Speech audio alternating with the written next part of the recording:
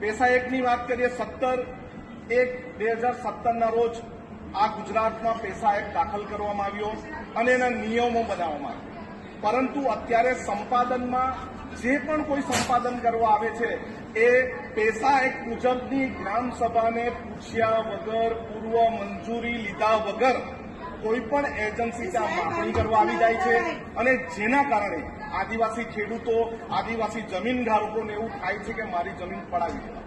અને અત્યારની જ વાત કરીએ તો માસ્તા તાલુકાના રૂપવેલ ગામે પાવર પ્રોજેક્ટની માપણી કરવા માટે દિલ્હીની એજન્સી આવી હતી.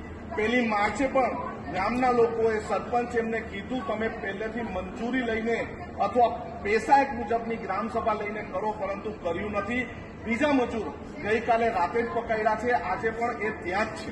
હવે આવી રીતે જો પેસા એક નિયમ હોવા છતાં પણ, ગ્રામસભા હોવા છતાં પણ ગુજરાતમાં એનું પાલન થતું નથી, તેના વિશે પણ માનનીય મંત્રીશ્રીને મારી માંગણી છે કે પેસા એક મુજબની ગ્રામસભાનો નિયમ કડક બનાવે અને સંપાદન જે ગેરકાયદેસર રીતે કરે તે સંપાદન તુરંત અટકાવે.